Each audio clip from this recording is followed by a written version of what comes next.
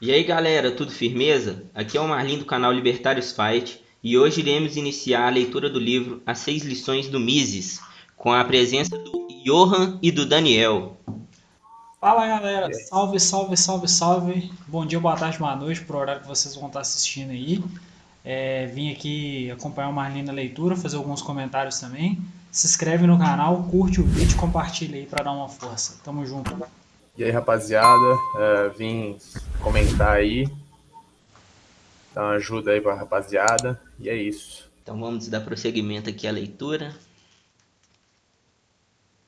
Hoje iremos iniciar pelo prefácio e pelo capítulo 1, que é a primeira lição, o capitalismo. Prefácio. O presente livro reflete plenamente a posição fundamental do autor, que lhe valeu e ainda lhe vale a admiração dos discípulos e os insultos dos adversários. Ao mesmo tempo que cada uma das 6 lições pode figurar separadamente como um ensaio independente, a harmonia da série proporciona um prazer estético similar ao que se origina na contemplação da arquitetura de um edifício bem concebido. Fritz Machalup, Princeton, 1979.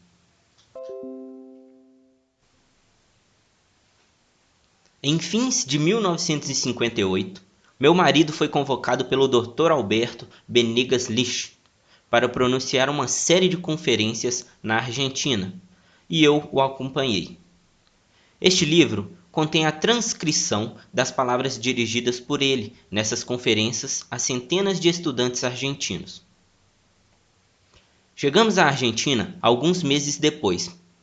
Perón fora forçado a deixar o país. Ele governara desastrosamente e destruíra por completo as bases econômicas da Argentina.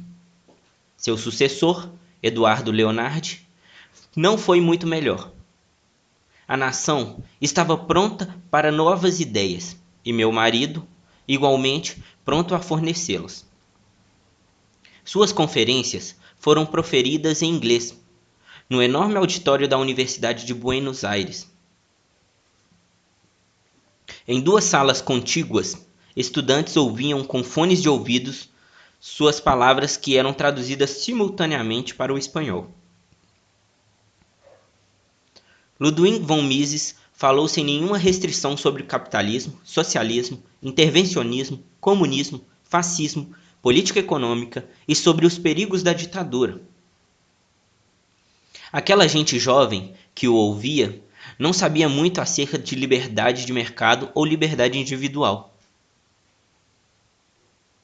Em meu livro My Years, White Ludwig von Mises, escrevi a propósito dessa ocasião.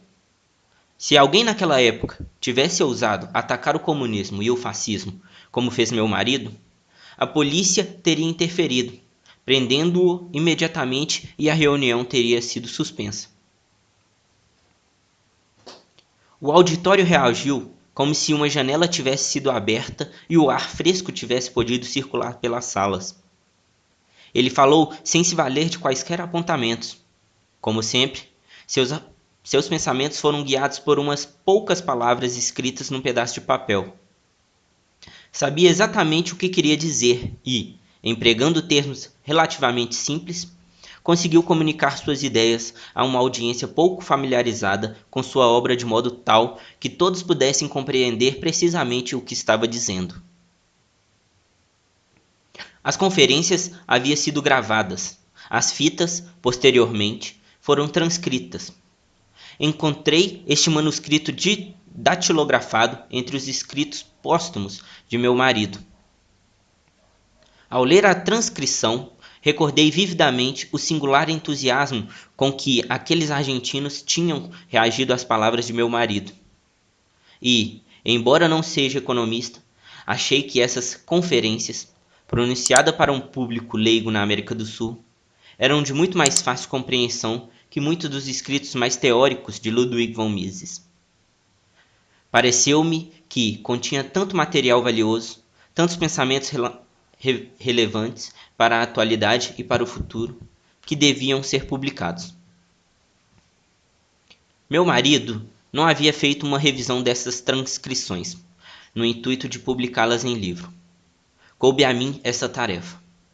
Tive muito cuidado em manter intacto o significado de cada frase, em cada alterar do conteúdo e em preservar todas as expressões que meu marido costumava usar, tão familiares a seus leitores.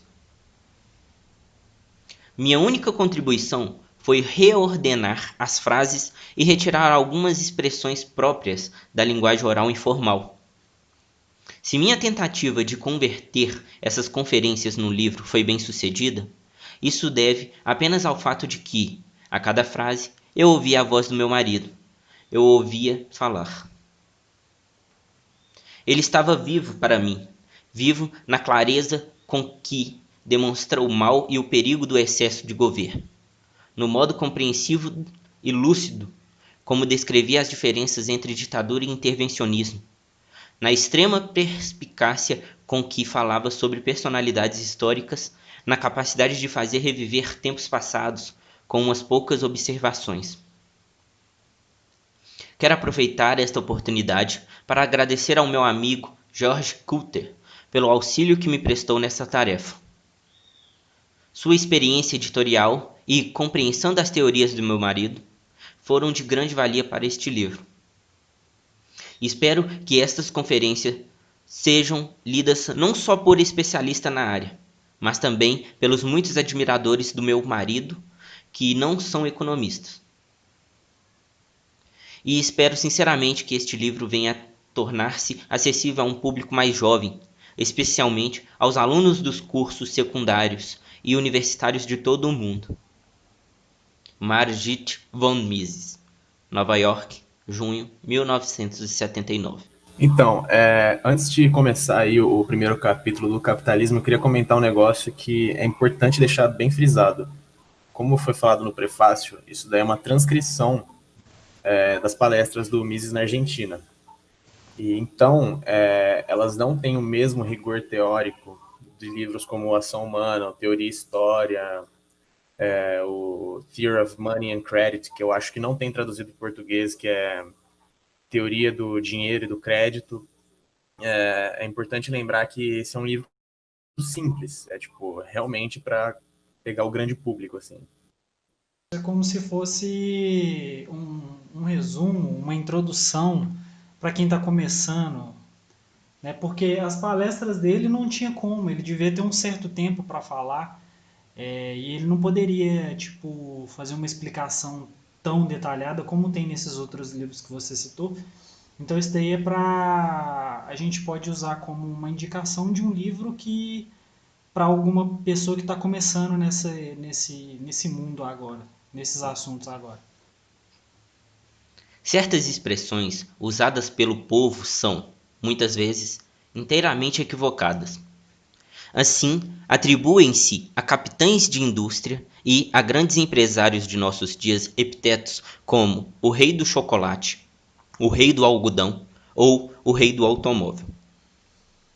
Ao usar essas expressões, o povo demonstra não ver praticamente nenhuma diferença entre os industriais de hoje e os reis, duques ou lords de outrora. Mas, na realidade, a diferença é enorme, pois um rei do chocolate absolutamente não rege, ele serve. Não reina sobre um território conquistado, independente do mercado, independente de seus compradores. O rei do chocolate, ou do aço, ou do automóvel, ou qualquer outro rei da indústria contemporânea, depende da indústria que administra e dos clientes a quem presta serviço. Esse rei precisa se conservar nas boas graças dos seus súditos, os consumidores. Perderá seu reino assim que já não tiver condições de prestar aos seus clientes um serviço melhor e de mais baixo custo que o oferecido por seus concorrentes. 200 anos atrás, antes do advento do capitalismo, o status social de um homem permanecia inalterado do princípio ao fim de sua existência. Era herdado dos seus ancestrais e nunca mudava. Se nasce pobre, pobre seria para sempre. Se rico, lorde ou duque, manteria seu ducato e a propriedade que o acompanhava pelo resto dos seus dias. No tocante à manufatura, as primitivas indústrias de beneficiamento da época existiam quase exclusivamente em proveito dos ricos. A grande maioria do povo, 90% ou mais da população europeia, trabalhava na terra e não tinha contato com as indústrias de beneficiamento voltadas para a cidade. Esse rígido sistema da sociedade feudal imperou por muitos séculos nas mais desenvolvidas regiões da Europa. Contudo, a população rural se expandiu e passou a haver um excesso de gente no campo. Os membros dessa população excedente, sem terras herdadas ou bens, careciam de ocupação. Também não lhes era possível trabalhar nas indústrias de beneficiamento, cujo acesso lhes era vedado pelos reis das cidades. O número desses párias crescia incessantemente, sem que todavia ninguém soubesse o que fazer com eles. Eram, no pleno sentido da palavra, proletários, e ao governo só restava interná-los em asilos ou casas de correção. Em algumas regiões da Europa, sobretudo nos Países Baixos e na Inglaterra, essa população tornou-se tão numerosa que, no século XVIII, constituía uma verdadeira ameaça à preservação do sistema social vigente. Hoje, ao discutir questões análogas em lugares como a Índia ou outros países em desenvolvimento, não devemos esquecer que, na Inglaterra do século XVIII, as condições eram muito piores. Naquele tempo, a Inglaterra tinha uma população de 6 ou 7 milhões de habitantes, dos quais mais de 1 milhão, provavelmente 2, não passavam de indigentes a quem o sistema social em vigor nada proporcionava. As medidas a tomar com relação a esses deserdados constituíam um dos maiores problemas da Inglaterra. Outro sério problema era a falta de matérias-primas. Os ingleses eram obrigados a enfrentar a seguinte questão: que faremos, no futuro, quando nossas florestas já não nos derem a madeira que necessitamos para nossas indústrias e para aquecer nossas casas? Para as classes governantes, era uma situação desesperadora. Os estadistas não sabiam o que fazer e as autoridades em geral não tinham qualquer ideia sobre como melhorar as condições. Foi dessa grave situação social que emergiram os começos do capitalismo moderno. Dentre aqueles párias, aqueles miseráveis, surgiram pessoas que tentaram organizar grupos para estabelecer pequenos negócios, capazes de produzir alguma coisa. Foi uma inovação. Esses inovadores não produziam artigos caros, acessíveis apenas às classes mais altas. Produziam bens mais baratos que pudessem satisfazer as necessidades de todos. E foi essa a origem do capitalismo tal como hoje funciona. Foi o começo da produção em massa, princípio básico da indústria capitalista. Enquanto as antigas indústrias de beneficiamento funcionavam a serviço da gente abastada das cidades, existindo quase que exclusivamente para corresponder às demandas dessas classes privilegiadas. As novas indústrias capitalistas começaram a produzir artigos acessíveis a toda a população. Era a produção em massa para satisfazer a necessidade das massas. Este é o... Só para deixar uma anedota aqui, esse processo aí que o Mises está descrevendo, para quem está assistindo e não se ligou ainda, é a transição do feudalismo para o capitalismo na Revolução Industrial, certo? Este é o princípio fundamental do capitalismo, tal como existe hoje em todos os países onde há um sistema de produção em massa extremamente desenvolvido. As empresas de grande porte, alvo dos mais fanáticos ataques desfechados pelos pretensos esquerdistas, produzem quase exclusivamente para suprir a carência das massas. As empresas dedicadas à fabricação de artigos de luxo para o uso apenas dos abastados jamais têm condições de alcançar a magnitude das grandes empresas. E hoje, os empregados das grandes fábricas são, eles próprios, os maiores consumidores dos produtos que nelas se fabricam. Esta é a diferença básica entre os princípios capitalistas de produção e os princípios feudalistas de épocas anteriores. Quando se pressupõe ou se afirma a existência de uma diferença entre os produtores e os consumidores dos produtos da grande empresa, incorre-se em grave erro.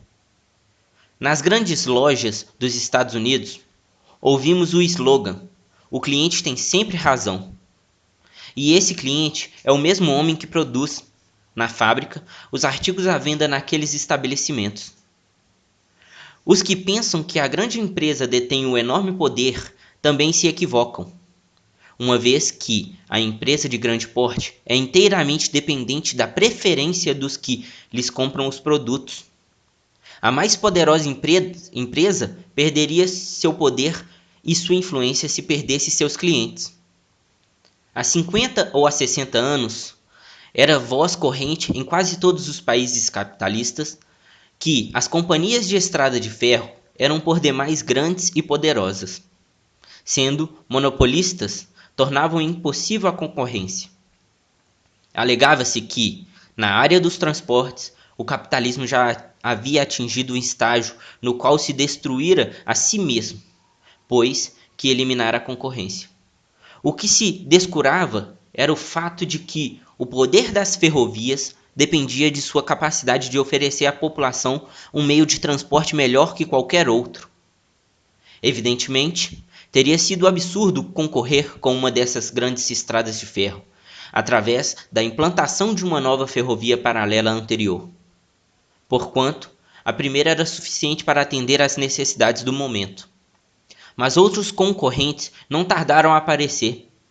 A livre concorrência não significa que se possa prosperar pela simples imitação ou cópia exata do que já foi feito por alguém.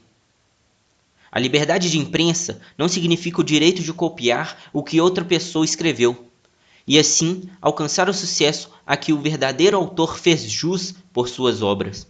Significa o direito de escrever outra coisa.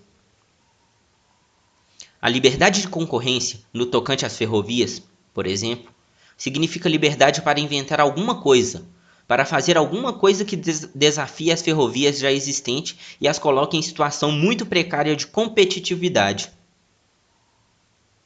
Nos Estados Unidos, a concorrência que se estabeleceu através dos ônibus, automóveis, caminhões e aviões impôs às estradas de ferro grandes perdas e uma derrota quase absoluta no que diz respeito ao transporte de passageiros.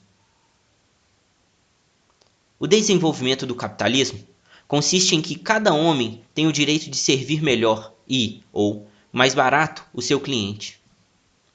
E, num tempo relativamente curto, esse princípio, transformou a face do mundo, possibilitando um crescimento sem precedentes da população mundial. Na Inglaterra do século XVIII, o território só podia dar sustento a 6 milhões de pessoas, num baixíssimo padrão de vida. Hoje, mais de 50 milhões de pessoas aí desfrutam de um padrão de vida que chega a ser superior ao que desfrutavam os ricos no século XVIII. E o padrão de vida na Inglaterra de hoje seria provavelmente mais alto ainda, não tivessem os ingleses dissipado boa parte de sua energia no que, sob diversos pontos de vista, não foram mais que aventuras políticas e militares evitáveis. Nesse ponto aqui eu poderia colocar também a Primeira e a Segunda Guerra Mundial como aventuras políticas e militares. Eu diria que em geral, todas essas guerras aí ao longo dos anos podem ser consideradas essas aventuras políticas e militares que ele descreve. Eu diria que, 90% das guerras que nós tivemos foram causadas por estados. Então, e as maiores da história, como você citou, a Primeira e a Segunda Guerra, pelos estados modernos. Então, temos aí um grande problema. E um problema também que faz com que pessoas que não tenham nada a ver com tais aventuras dos estados morram por simplesmente ter que ser obrigado aí, né? Sim, os caras morrem por pura luxúria da classe política. Acreditando na ilusão de que eles estavam defendendo o país, né? Sendo que quem causou isso aí, que foram os líderes dos grandes estados, eles ficavam lá sentados atrás de uma mesa só dando ordem. Aquele um texto que eu li essa semana falando que de um antigo líder alemão do Reich nazista, o que eles usavam era a ideia de que as pessoas precisavam fazer aquilo que era para o próprio bem delas. E na verdade, né, aquilo ali era só um grande golpe para controlar as pessoas. Tanto que muitas pessoas inocentes, muitos soldados morreram por causa de brigas políticas e poderiam estar vivendo suas vidas normais naquela época, né, tranquilamente, mas os estados da época não, eles queriam se aventurar, né, como diz aí, politicamente e militarmente falando, Como se eles tivessem como se eles tivessem razão e tudo mais, e não importa a opinião dos outros. Alguém ali com grande poder na época falou: eu não concordo com aquele cara, vou entrar em guerra, beleza. Vou começar a discutir, do nada não vai dar não, vou entrar em guerra então. E aí quem que sobrou? A população, né? E tem um argumento que eu gosto muito do Rothbard no Anatomia do Estado, que sobre aquela questão de que ele fala nós não somos o Estado. Que essa afirmação de nós somos o Estado levaria à conclusão de que, por exemplo, os judeus faziam parte do regime nazista, sabe? Todos os judeus que foram mortos em detrimento dessa questão. Não, sim, com certeza. Não existe essa de nós somos o Estado. Muita gente fala, nós temos que o que eu né, que sou novo nessa área, vejo muita gente que me pergunta quando eu posto as coisas, mas nós aqui escolhemos. Eu falei, pô, então vocês estão escolhendo errado, cara. Que entra estado, sai estado e a coisa continua ruim. Então, a gente não é o estado, a gente só escolhe, a gente não, né? Porque eu não escolho mais. Vocês só escolhem pessoas que são erradas. Então, nós não somos estados. E o estado é errado, nós não somos o estado. Vou dar prosseguimento aqui à leitura. Estes são os fatos acerca do capitalismo. Assim, se um inglês ou, no tocante a esta questão, qualquer homem de qualquer país do mundo afirmar hoje aos amigos ser contrário ao capitalismo, há uma esplêndida contestação a lhe fazer. Sabe que a população deste planeta é hoje 10 vezes maior que nos períodos precedentes ao capitalismo? Sabe que todos os homens usufruem hoje um padrão de vida mais elevado que o de seus ancestrais antes do advento do capitalismo? E como você pode ter certeza de que, se não fosse o capitalismo, você estaria integrando a 10ª parte da população sobrevivente? Sua mera existência é uma prova do êxito do capitalismo, seja qual for o valor que você atribua à sua própria vida. Não obstante todos os seus benefícios, o capitalismo foi furiosamente atacado e criticado. É preciso compreender a origem dessa aversão. É fato que o ódio ao capitalismo nasceu não entre o povo, não entre os próprios trabalhadores, mas em meio à aristocracia fundiária, a pequena nobreza da Inglaterra e da Europa continental. Culpavam o capitalismo por algo que não lhes era muito agradável. No início do século XIX, os salários mais altos pagos pelas indústrias aos seus trabalhadores forçaram a aristocracia agrária a pagar salários igualmente altos aos seus trabalhadores agrícolas. A aristocracia atacava a indústria criticando o padrão de vida das massas trabalhadoras. Obviamente, do nosso ponto de vista, o padrão de vida dos trabalhadores era exatamente baixo. Mas, se as condições de vida nos primórdios do capitalismo eram absolutamente escandalosas, não era porque as recém-criadas indústrias capitalistas estivessem prejudicando os trabalhadores. As pessoas contratadas pelas fábricas já subsistiam antes em condições praticamente subhumanas. A velha história, repetida centenas de vezes, de que as fábricas empregavam mulheres e crianças que, antes de trabalharem nessas fábricas, viviam em condições satisfatórias, é um dos maiores embustes da história. As mães que trabalhavam nas fábricas não tinham o que cozinhar, não abandonavam seus lares e suas cozinhas para se dirigir às fábricas. Corriam a elas porque não tinham cozinhas e, ainda que as tivessem, não tinham comida para nelas cozinharem. E as crianças não provinham de um ambiente confortável. Estavam famintas, estavam morrendo. E todo o tão falado e indescritível horror do capitalismo primitivo pode ser refutado por uma única estatística. Precisamente, nesses anos de expansão do capitalismo na Inglaterra, no chamado período da Revolução Industrial Inglesa, entre 1760 e 1830, a população do país dobrou, o que significa que centenas de milhares de crianças, que em outros tempos teriam morrido, sobreviveram e cresceram, tornando-se homens e mulheres. Não há dúvida de que as condições gerais de vida em épocas anteriores eram muito insatisfatórias. Foi o comércio capitalista que as melhorou. Foram justamente aquelas primeiras fábricas que passaram a suprir, direta ou indiretamente, as necessidades de seus trabalhadores, através da exportação de manufaturados e da importação de alimentos e matérias-primas de outros países. Mais uma vez, os primeiros historiadores do capitalismo falsearam. É difícil usar uma palavra mais branda, a história. Há uma anedota, provavelmente inventada, que se costuma contar a respeito de Benjamin Franklin. Em visita a um cotonifício na Inglaterra, Ben Franklin ouviu do proprietário cheio de orgulho: "Veja, temos aqui tecidos de algodão para a Hungria." Olhando à sua volta e constatando que os trabalhadores estavam em andrajos, Franklin perguntou: "E por que não produz também para os seus empregados?"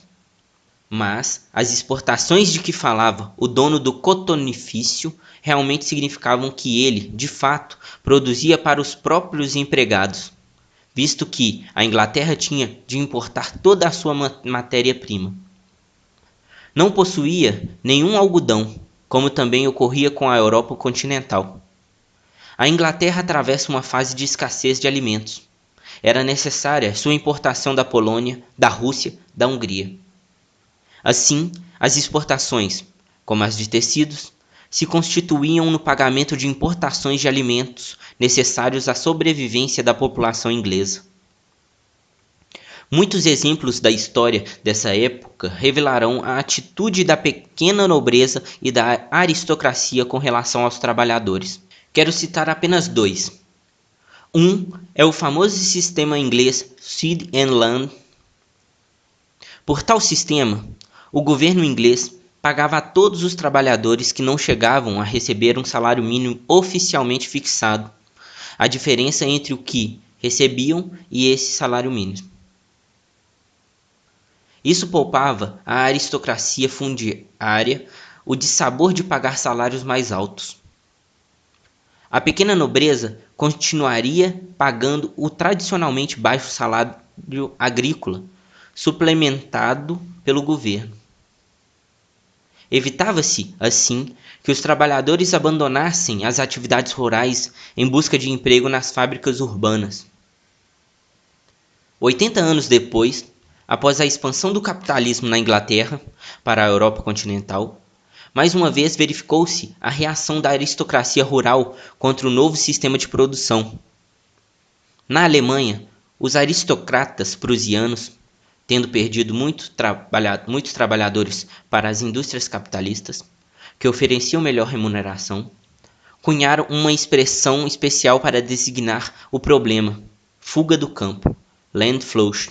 Discutiu-se, então, no parlamento alemão, que tipo de medida se poderia tomar contra aquele mal.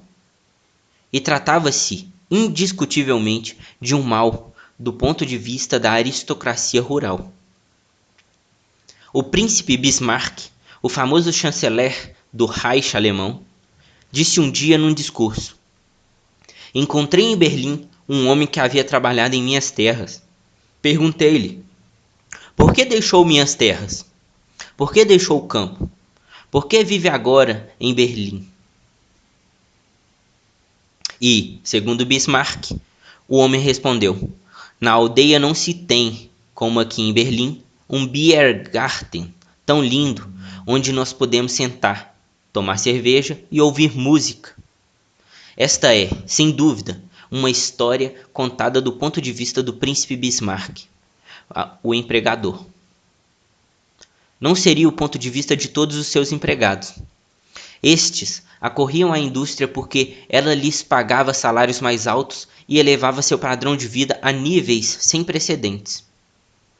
Hoje, nos países capitalistas, há relativamente pouca diferença entre a vida básica das chamadas classes mais altas e a das mais baixas. Ambas têm alimento, roupas e abrigo. Mas no século XVIII e nos que o precederam, o que distinguia o homem da classe média do da classe baixa era o fato de o primeiro ter sapatos e o segundo não. Hoje, nos Estados Unidos, a diferença entre um rico e um pobre reduz-se muitas vezes à diferença entre um Cadillac e um Chevrolet. O Chevrolet pode ser de segunda mão, mas presta a seu dono basicamente todos os mesmos serviços que o Cadillac poderia prestar, uma vez que também está apto a se deslocar de um local a outro. Mais de 50% da população dos Estados Unidos vivem em casas e apartamentos próprios. As investidas contra o capitalismo, especialmente no que se refere aos padrões salariais mais altos, tiveram por origem a falsa suposição de que os salários são, em última análise, pagos por pessoas diferentes daquelas que trabalham nas fábricas. Certamente, nada impede que economistas e estudantes de teorias econômicas tracem uma distinção entre trabalhador e consumidor. Mas o fato é que todo consumidor tem de ganhar, de uma maneira ou de outra, o dinheiro que gasta. E a imensa maioria dos consumidores é constituída precisamente por aquelas mesmas pessoas que trabalham como empregados nas empresas produtoras dos bens que consomem. No capitalismo, os padrões salariais não são estipulados por pessoas diferentes das que ganham os salários. São essas mesmas pessoas que os manipulam. Não é a companhia cinematográfica de Hollywood que paga os salários de um astro das telas. Quem os paga é o público que compra o ingresso nas bilheterias dos cinemas. E não é o empresário de uma luta de boxe que cobre as enormes exigências de lutadores laureados, mas sim a plateia que compra entradas para a luta. A partir da distinção entre empregado e empregador, traça-se, no plano da teoria econômica, uma distinção que não existe na vida real. Nesta, empregador e empregado são, em última análise, uma só e a mesma pessoa. Em muitos países, há quem considere injusto que um homem obrigado a sustentar uma família numerosa receba o mesmo salário que outro, responsável apenas pela própria manutenção.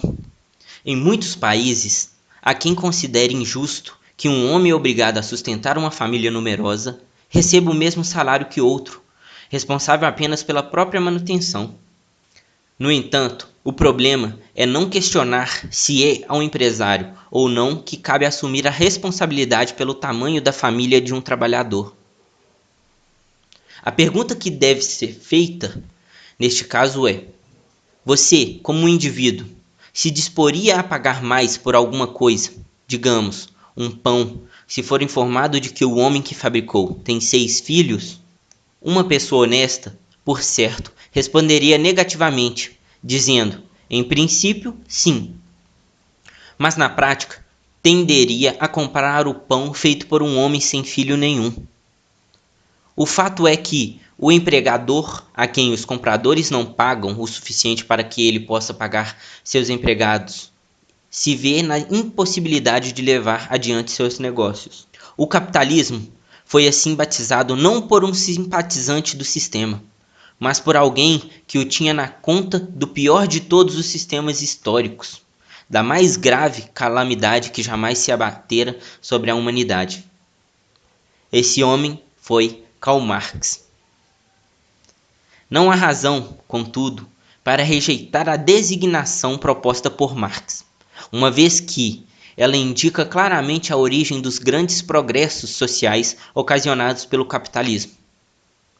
Esses progressos são fruto da acumulação do capital. Baseia-se no fato de que as pessoas, por vias de regra, não consomem tudo o que produzem e no fato de que elas poupam e investem parte desse montante. Reina um grande equívoco em torno desse problema.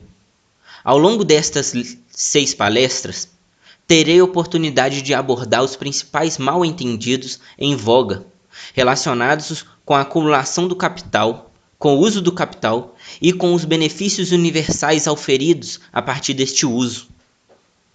Tratarei do capitalismo particularmente em minhas palestras dedicadas ao investimento externo e a esse problema extremamente crítico da política atual, que é a inflação. Todos sabem, é claro, que a inflação não existe só neste país. Constituiu hoje um problema em todas as partes do mundo. O que muitas vezes não se compreende a respeito do capitalismo é o seguinte: poupança significa benefícios para todos os que desejam produzir ou receber salários. Quando alguém acumula certa quantidade de dinheiro, $1.000, digamos, e confia esses dólares, em vez de gastá-los, a uma empresa de poupança ou a uma companhia de seguros, transfere esse dinheiro para um empresário, um homem de negócios, o que vai permitir que esse empresário possa expandir suas atividades e investir num projeto que na véspera ainda era inviável, por falta do capital necessário. Que fará, então, o empresário com o capital recém-obtido? Recentemente, a primeira coisa que fará, o primeiro uso que dará a esse capital suplementar será a contratação de trabalhadores e a compra de matérias-primas, o que promoverá, por sua vez, o surgimento de uma demanda adicional de trabalhadores e matérias-primas, bem como uma tendência à elevação dos salários e dos preços dessas matérias-primas. Muito antes que o poupador ou o empresário tenha obtido algum lucro em tudo isso, o trabalhador desempregado, o produtor de matérias-primas, o agricultor e o assalariado já estarão participando dos benefícios das poupanças adicionais. O que o empresário virá ou não a ganhar com o projeto depende das condições futuras do mercado e de seu talento para prevê-las corretamente. Mas os trabalhadores, assim como os produtores de matéria-prima, oferem as vantagens de imediato. Muito se falou, 30 ou 40 anos atrás, sobre a política salarial, como a denominavam de Henry Ford. Uma das maiores façanhas do Sr. Ford consistia em pagar salários mais altos que os oferecidos pelas demais indústrias ou fábricas.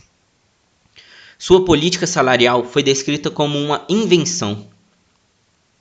Não se pode, no entanto, dizer que essa nova política inventada seja simplesmente um fruto da liberalidade do Sr. Ford.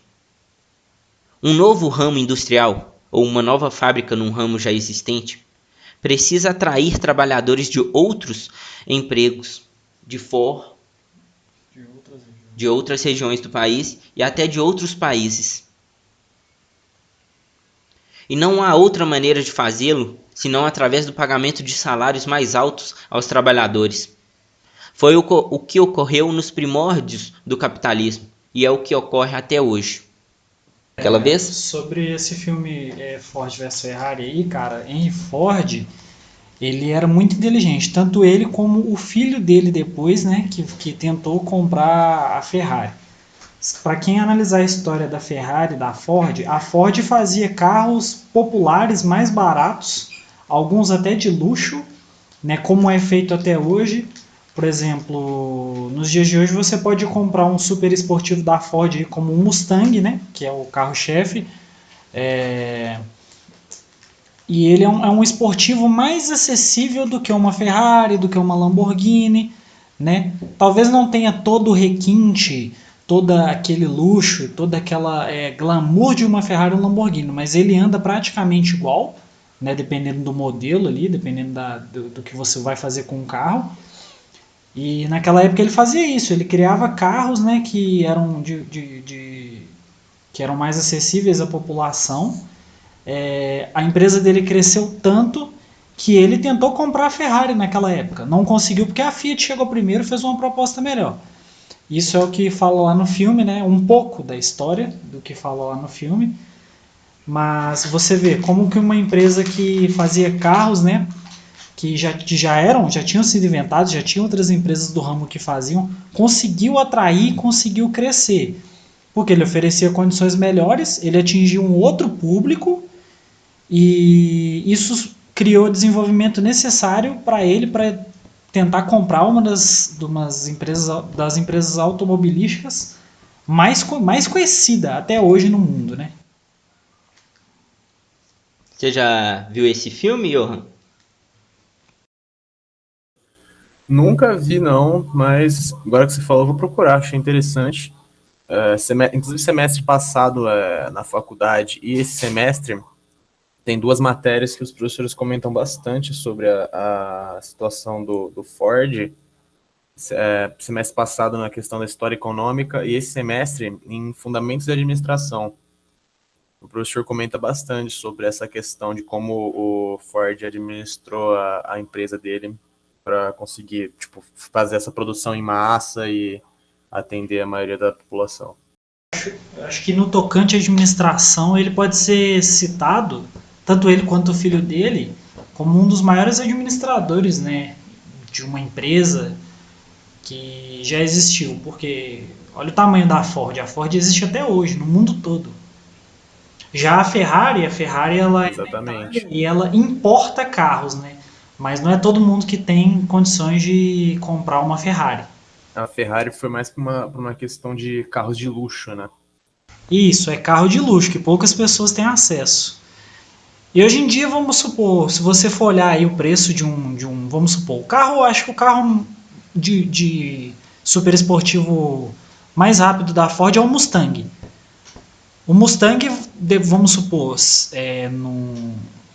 lá nos Estados Unidos, né, que é uma empresa americana, você pode comprar ele aí de 350 mil até 500 mil. Já uma Ferrari, 1 milhão, 2 milhões, o que é mais fácil de comprar se você for assim? O cara conseguiu chegar num nível que fez um carro esportivo de qualidade, muito bom, e falando aqui um pouquinho do meu lado apaixonado por automóvel, você pode preparar um Ford e um Mustang para andar mais do que uma Ferrari e você não vai chegar nem perto do preço dela. O cara era realmente assim muito inteligente, velho. Agora falar pra vocês, viu? Eu tenho um Uninho ali 94 que me leva do ponto A ao ponto B de uma forma impressionante. Na Grã-Bretanha, quando os fabricantes começaram a produzir artigos de algodão, eles passaram a pagar aos seus trabalhadores mais do que estes ganhavam antes. É verdade que grande porcentagem desses novos trabalhadores jamais ganhara coisa alguma antes.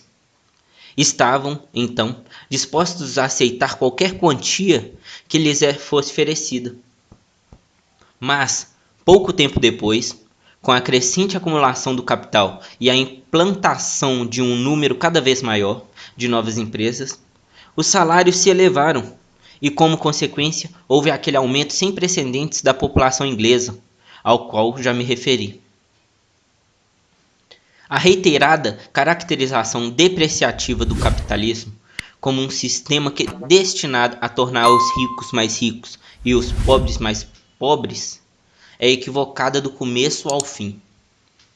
A tese de Marx concernente ao advento do capitalismo baseou-se no pressuposto de que os trabalhadores estavam ficando mais pobres, de que o povo estava ficando mais miserável, o que finalmente redundaria na concentração de toda a riqueza de um país em umas poucas mãos, ou mesmo nas mãos de um homem só. Como consequência, as massas trabalhadoras empobrecidas se rebelariam e expropriariam os bens dos opulentos proprietários. Segundo essa doutrina de Marx, é impossível, no sistema capitalista, qualquer oportunidade, qualquer possibilidade de melhoria das condições dos trabalhadores. Em 1865, falando perante a Associação Internacional dos Trabalhadores, na Inglaterra, Marx afirmou que a crença de que os sindicatos poderiam promover melhores condições para a população trabalhadora era absolutamente errônea. Qualificou a política sindical voltada para a reivindicação de melhores salários e menor número de horas de trabalho de conservadora. Era este, evidentemente, o termo mais desabonador a que Marx podia recorrer. Sugeriu que os sindicatos adotassem uma nova meta revolucionária, a completa abolição do sistema de salários e a substituição do sistema de propriedade privada pelo socialismo, a posse dos meios de produção pelo governo. Se considerarmos a história do mundo, e em especial a história da Inglaterra a partir de 1865, verificaremos que Marx estava errado sob todos os aspectos. Não há só um país capitalista em que as condições do povo não tenham melhorado de maneira inédita. Todos esses progressos ocorridos nos últimos 80 ou 90 anos produziram-se a despeito dos prognósticos de Karl Marx. Os socialistas de orientação marxista acreditavam que as condições dos trabalhadores jamais poderiam melhorar. Adotavam uma falsa teoria, a famosa Lei de Ferro dos Salários. Segundo esta lei, no capitalismo, os salários de um trabalhador não excederiam a soma que lhe fosse estritamente necessária para manter-se vivo a serviço da empresa. Os marxistas enunciaram sua teoria da seguinte forma: se os padrões salariais dos trabalhadores sobem com a elevação dos salários a um nível superior ao necessário para a subsistência, eles terão mais filhos. Esses filhos, ao ingressarem na força de trabalho, engrossarão o número de trabalhadores até o ponto em que os padrões salariais cairão, rebaixando novamente os salários dos trabalhadores a um nível mínimo necessário para a subsistência, aquele nível mínimo de sustento, apenas suficiente para impedir a extinção da população trabalhadora. Mas essa ideia de Marx e de muitos outros socialistas envolve um conceito de trabalhador idêntico ao adotado, justificadamente pelos biólogos que estudam a vida dos animais. Dos camundongos, por exemplo. Se colocarmos maior quantidade de alimento à disposição de organismos animais ou de micróbios, maior número deles sobreviverá.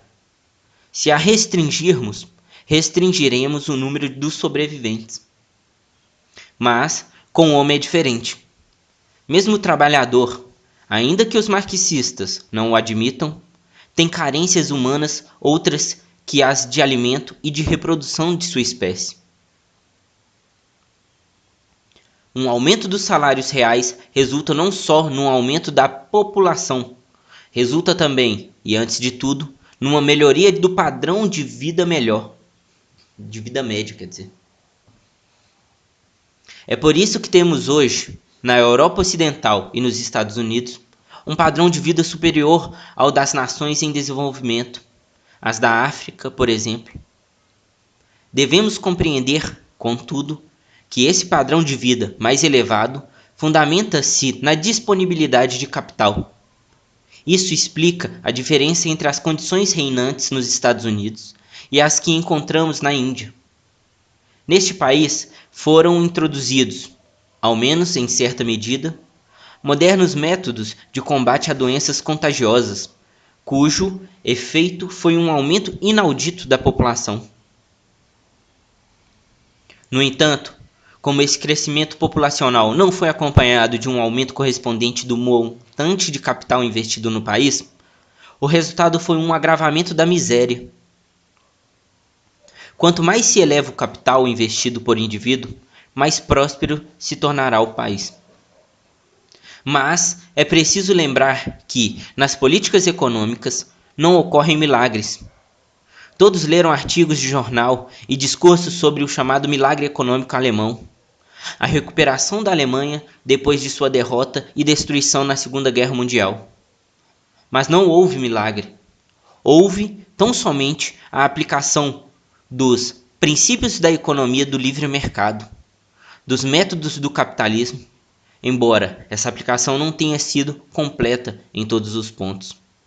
Todo país pode experimentar o mesmo milagre de recuperação econômica, embora eu deva insistir em que esta não é o fruto de milagre, é o fruto da adoção de políticas econômicas sólidas, pois que é delas que resulta. E aqui finalizamos. Muito bom esse capítulo, né? Esse capítulo é muito, Essa descrição desde a Revolução Industrial, como o bem-estar econômico aumentou. Sim, e tipo assim, ele é gostoso de ler. Não é aquela leitura pesada, chata. Sim, como eu já tinha falado, esse livro aí é extremamente simples. Ele traz ele realmente de uma forma para qualquer um entender. Ele é bem leve, ele dá muitos exemplos durante toda a história, né? Exemplos que o pessoal esquece até hoje, né? Igual esse final aí falando, milagre que aconteceu com a Alemanha depois da guerra. Não foi milagre, mudou a forma de pensar, mudou a forma de agir. Não tinha mais aquele regime totalitário. E o que o regime totalitário alemão fez com a Alemanha? Acabou que destruiu ela. O mundo inteiro se virou contra ela, né? Vamos dizer, os aliados, né, da guerra virou contra ela. E quando acabou aquilo ali, quando acabou tudo, a Alemanha se recuperou de uma forma incrível. Mas não foi milagre. Foi graças, né, às lições do capitalismo. Mas é isso aí. Gostou da leitura aí, Johan? Curti, achei bem da hora. Eu curti pra caramba. Ainda mais ali na parte do Henry Ford, que você fez uma abordagem também do filme, que agora eu tô a fim de assistir o filme pra ver como que foi, que aconteceu e tudo mais. O filme vai falar mais da parte da corrida, né? Porque a Ferrari ela dominava a época ali, ela era sempre a grande campeã das 24 horas de Le Mans.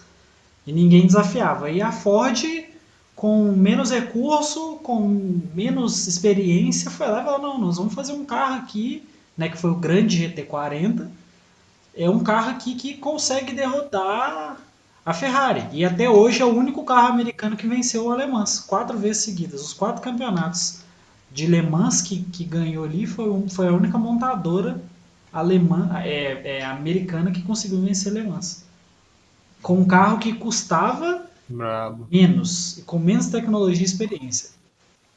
E queria te perguntar uma coisa, Johan. Essa definição de capitalismo do Mises, ela pode ser implementada até hoje? Sim, a gente vai levar assim, uma interpretação do capitalismo como uma ordem social espontânea. Se não me engano, Hayek vai tratar disso no Individualismo e Ordem Econômica. Então, a gente tem o capitalismo como uma ordem social espontânea, porém, a gente tem o Estado suprimindo isso. Então, assim, como o Mises descreve no Ação Humana, capitalismo como propriedade privada dos meios de produção, divisão do trabalho e cooperação social. Isso ainda ocorre. Porém, cada vez mais sendo suprimido aí pelo Estado. Posso fazer uma citação aqui, porque eu gosto muito de ver filme, né? O pessoal vai perceber isso aí. De um filme que eu assisti que foi Robin Hood, numa parte do filme em que a França está invadindo a Inglaterra e o rei, os grandes donos de terra, né, naquela época, precisavam se unir com seus guerreiros, seus exércitos para defender a Inglaterra, mas eles não queriam mais pagar impostos ao rei, não queria mais a intervenção do rei, e o rei, vendo que ele não tinha soldados suficientes para enfrentar a França, a iminente invasão da França no filme, ele tem que ir negociar com esses grandes donos de terra, e ele discute, por que vocês estão contra mim? Eu sou o rei, blá blá blá blá blá blá. O que eu faço é pelo povo. E eles não estavam mais aguentando toda a opressão, pagamento de impostos e tudo mais. Aí chega o Robin Hood e vira e fala assim: a gente quer que você nos deixe viver nossa vida em paz e tal, e que a gente quer viver tranquilo, né? Você pode prometer isso pra gente? Aí eu não lembro exatamente as falas que ele faz ali. Aí ele vira pro Robin Hood e fala assim: o que você quer? Um castelo para cada inglês? Ele vira e fala: cada lar de um inglês é o seu próprio castelo. Eu acho que, você me corrija se eu estiver errado, eu acho que a definição de Estado, o que eles acham hoje que a gente quer liberdade é porque eles acham que todo mundo quer ficar rico, né? E aí ninguém vai depender mais deles, e é por isso que eles têm tanta interferência.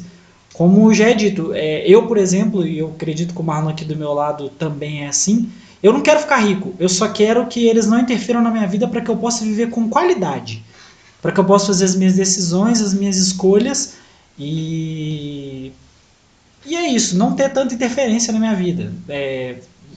O que você acha dessa citação aí e desse comentário? Exatamente isso, cara. A possibilidade de autodeterminação, tá ligado? Tipo, ninguém mandar em mim além de mim mesmo. Tipo, a autodeterminação ali no sentido político é exatamente, tipo, o direito de se autogovernar, tá ligado? Então é isso aí mesmo. Eu peguei aqui refletindo sobre o livro que eu tinha lido anteriormente, que é o Anatomia do Estado, que lá no último capítulo, se não me engano, ele fala de poder social e o poder estatal, né? Que o poder social, por muitas vezes, ele conseguiu ultrapassar o poder estatal, mas que quando o poder estatal vem, ele vem com muita força e acaba que nos tira a nossa propriedade privada, nossa liberdade. Exatamente isso. No último capítulo do Anatomia do Estado é que o Rothbard descreve a história como uma batalha entre poder estatal e poder social, não é isso? É isso mesmo que ele descreve lá, que é um livro É, magnífico também. uma parada que dá para complementar esse argumento do Rothbard aí, eu não sei se vocês conhecem a teoria de classe austríaca que o Hoppe desenvolve. Não, não conhecemos ainda. Então, eu vou te mandar o link aqui, o link do artigo. O Hoppe, basicamente, o que ele faz? Ele pega a teoria de classe marxista e coloca ela em termos anarquistas. Entendeu? Entendi. Aí você me passa aí que eu vou dar uma lida. Então, ele adapta isso. E essa é mais ou menos nessa linha aí dessa questão do poder estatal versus poder social. Nó, bastante interessante, eu vou querer dar uma lida. Mas por hoje, né? Por hoje eu acho que deu pra comentar bastante aí sobre o primeiro capítulo do capitalismo. O que você achou, Dan? Cara, como a gente Pra já falou, é finalizar. muito bom esse livro aí, principalmente para mim que não tenho um conhecimento literário ainda tão grande sobre esse assunto, igual você já leu muitos livros, O Johan, né, com certeza também leu muitos livros. Eu estou começando agora e eu vou admitir que eu sou até um pouco preguiçoso às vezes, né, para ler. Você sabe muito bem disso, que eu tenho uma preguiça para ler. Se não for assim, eu não leio. Mas eu acho que é uma leitura muito leve para você ser introduzido nesse assunto e ter um conhecimento básico para, igual fala ali no prefácio, foi no prefácio ou no capítulo 1? Como se tivesse sido aberta uma janela Capítulo no 1. auditório. Exatamente. Isso aí é para abrir uma janela. Essa janela poderia ser abrir os olhos das pessoas. Falou, opa, a gente tem que fazer alguma coisa diferente, porque já está muito, muito tempo desse jeito e não dá mais para ficar do jeito que está. O Estado, ele só avacalha, e é igual aquela frase que eu falei no comentário alguns minutos atrás. O Estado, ele usa a ideia de que aquilo é necessário para a gente fazer, que aquilo é para o nosso próprio bem. E nesse discursozinho aí deles, né, que é o que eu acho uma lavagem cerebral de uma pessoa que, vamos supor, é leiga, não tem esse conhecimento aqui, ela vai seguir ele, vai defender ele com todas as forças, porque, na minha opinião, ela tem medo de alguma coisa diferente, mas é porque ela ainda não conhece. Exatamente. Suas palavras finais, Johan? É isso, concordo aí com vocês. A leitura foi bem produtiva hoje, deu para fazer uns comentários legais. É isso. Junto, isso daí. Então, tamo junto. Próxima lição aí será o socialismo, né? Segundo capítulo. É isso. Fiquem com Deus, um abraço. Muito obrigado, Johan. Muito obrigado, Dan. Eu que agradeço. Tamo junto, e é isso aí. Ih, eu esqueci seu nome. É Jonathan ou Johan? Johan. Johan. Johan. Isso. Tem um jogador no Galo que chama assim, eu odeio ele.